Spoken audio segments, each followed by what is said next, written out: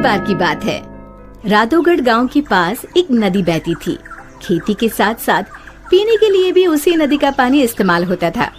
उस नदी में एक चुड़ैल रहती थी। वो कुछ दिनों से लोगों को पानी नहीं भरने देती थी और बहुत परेशान करती।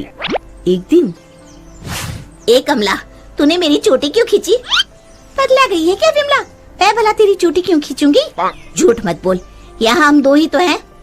अरे अरे, वो देखो, हमारी मटकी का पानी कौन गिरा रहा है? रास्ते में उन्हें भुवन मिला, जो बैलों को पानी पिलाने नदी लेकर जा रहा था। क्या हुआ? इस तरह क्यों भाग रही हो जैसे भूत पीछे पड़ गया हो? हाँ दादा, भूत ही है नदी पर, सच में। भक, मैं ही मिला चुहल करने के लिए। दरन हो गई जिनैया मैं कैसी करूं। अरे क्या हुआ? ये बैल पानी क्यों नहीं पी रहे हैं? और मेरी धोती कौन खींच रहा है? कहीं भूत भागो रे। इसी तरह एक दिन रामू वहाँ से जा रहा था। उसने देखा बीच धारा में एक औरत बड़े आराम से बैठी हुई है। तुम वहाँ क्यों बैठी हो? अरे बाहर आ जाओ, मरना है क्या?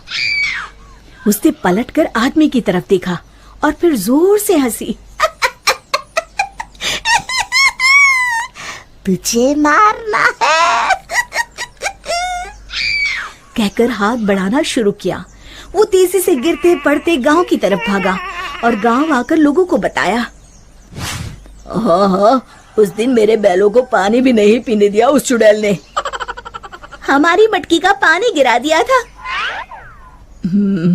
लगता है हमें ये गांव छोड़ना ही होगा।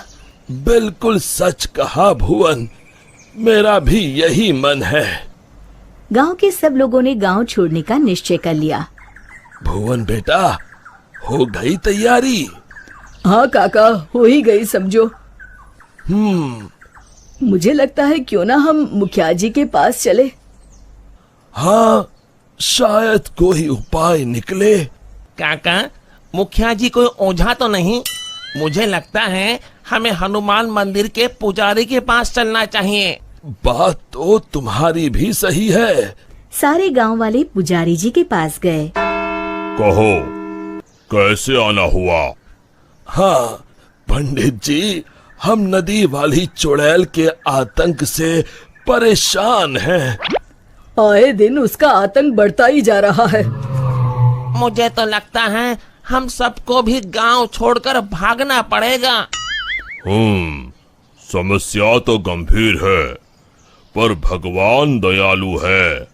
अवश्य ही कोई उपाय मिल जाएगा। आप ही बताइए, क्या करना होगा? हमें एक हवन करना होगा। जैसे ही उस हवन का पवित्र धुआं उसे लगेगा, वो श्राप मुक्त हो जाएगी। पर चुड़ैल को हवन कुंड तक लाना असंभव है। असंभव में ही संभव छुपा है भुवन। तो हवन किया जाए। कल हस्त नक्षत्र है, कल ही ठीक रहेगा। ठीक है पंडित जी। आप लोग इस सामग्री की व्यवस्था कर लीजिए। मैं ब्रह्म मुहूर्त में वहाँ पहुँच जाऊंगा। हम सब भी पहुँच जाएंगे। हवन कुंड तैयार है, मैं जल लेकर आता हूँ नदी से। किसकी मौत आई है जो मुझे सोते ही जगाने चला आया? चुड़ैल जी, आप सोइए, मैं तो पूजा के लिए जल लेने आया हूँ। ये नदी मेरी है, इसका पानी भी मेरा, समझे? और हाँ, अपनी अकल को प्रसाद के जैसे बांटना बंद करो, समझे? पर क्यों चुड़ैल जी?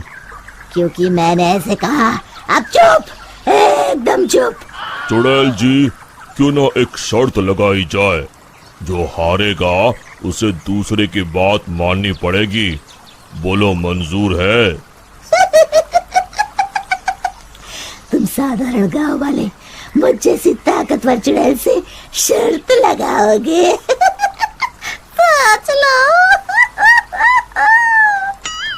चुड़ैल जी, पहले शर्त सुन तो लो। जितना तो मुझे ही है, फिर भी बता ही दो। अभी हम यहाँ नदी पर हवन पूजन कर रहे हैं, आपको उसमें आना होगा। उसके बाद हम सब गांव छोड़कर चले जाएंगे। और नहीं आई तो ऐसे ही रोज तुम्हारी नींद में खलल डालेंगे। ठीक है, पर मेरी एक शर्त है, मुझे कोई मंत्र सुनाई नहीं देना चाहिए। मैं पूजा में भाग नहीं लूंगी। ठीक है चुड़ैल जी, आप बस वहाँ बैठिएगा। चलो। गांव वाले चुड़ैल को देखकर डर गए, पर पुजारी जी ने इशारा किया तो वो शांत होकर बैठ गए। जैसे ही पंडित जी ने आखिरी आहुति आग में डाली और धुआं चुड़ैल की तरफ गया, वो जलने लगी और जोर जोर से चीखने लगी। बचाओ, मैं जल रही हूँ, बचाओ, कोई बचाओ, मैं सबको खा जाऊंगी, किसी को नहीं छोड़ूंगी, बचाओ। धीरे धीरे उसकी आवाज शांत हो गई। सब लोग सोच रहे थे कि चुड़ैल जलकर राख हो जाएगी, पर ये क्या? उस डरावनी चुड़ैल की जगह पर एक खूबसूरत परी खड़ी थी। वो मुस्कुराते हुए बोली, मैं एक परी हूँ। एक शाप के कारण मुझे चुड़ैल बनना पड़ा। आज आपके कारण मैं शाप मुक्त हो गई हूँ। अब मैं परी लोग जाऊंगी। उससे पहले एक वरदान देना चाहती हूँ। मांगो, क्या मांगते हो? अगर कुछ देना है तो ऐसा वरदान दो कि इस नदी का पानी कभी न सूखे। तथास्तु कहकर परी उड़ गई। फिर सब खुशी खुशी रहने लगे। शिक्षा, समस्या की जड़ तक पहुंचे बिना हार नहीं मानना चाहिए।